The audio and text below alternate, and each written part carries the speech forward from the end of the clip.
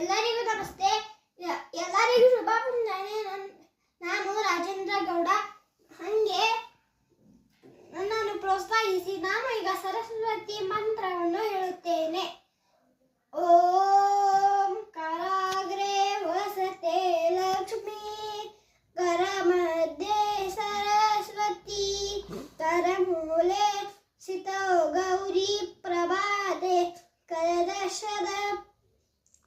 ಓಂ ವಾಗ್ದೇ ಚ ಧೀಮಹಿ, ವಿದುಂಗಿ ಪತ್ನಿಯ ಧೀಮಹಿ, ತನ್ನೋ ವಾಣಿ ಪ್ರಚೋದಯಾತ್.